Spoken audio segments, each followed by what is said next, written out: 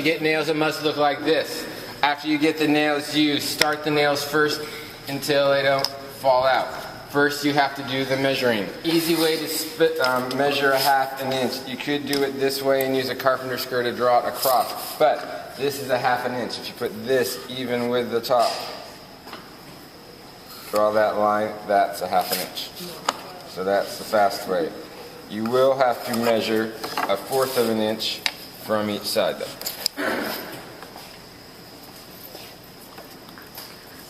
This is what you have to show me to get nails. When you get nails, what also do you have to show me?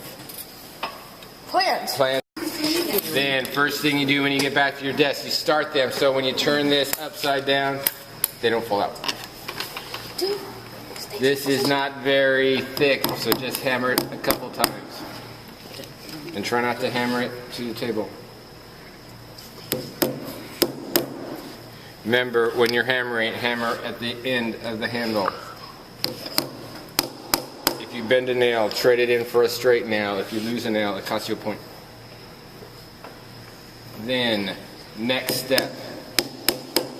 When you put this in the vise, you do not want to put it in the vise both sides at once. You only want to do one side. So make sure that one side is in and this is flat, not at an angle. Then you want to put glue on both sides.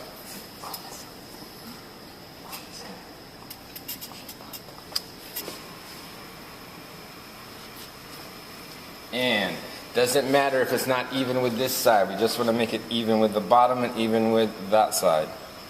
Then hold it in place and hammer time.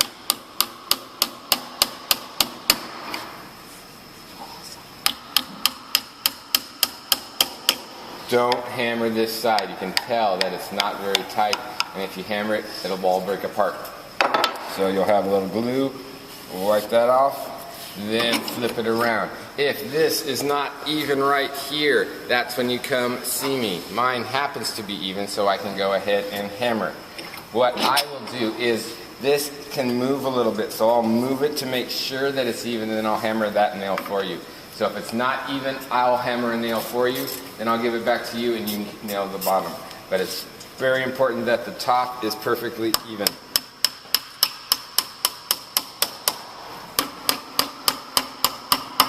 You need to get this step graded when the glue is wet, because if you did it wrong, I can change it.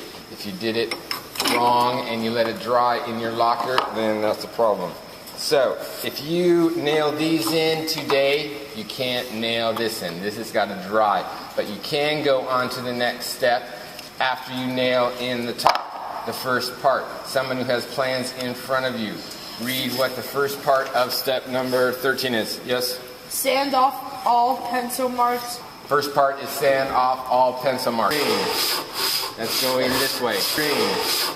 That's going this way. Masonite doesn't have a grain, so it doesn't matter which way you sand, but it does matter that your nails aren't sticking up. If you sand over a nail that has a little bump, get one of the heavy hammers, so you don't have to waste time. Pretend this is a heavy hammer. If there's a bump there, hammer it down so you don't feel a bump. If you feel a little bump, hammer it down. It ruins the sandpaper if you sand over a nail that's not all the way in. So this side doesn't matter which way you sand. This way, go with the grain, bottom, with the grain, with the grain. It's hard to use your sanding block on the inside, so take it off and just use your sandpaper to sand the O off the inside. Once all your pencil marks have been sanded off, how I grade this step is, for step 13, if you sanded off all the pencil marks, I'll circle it, and you're ready to do the next step, which will be Monday.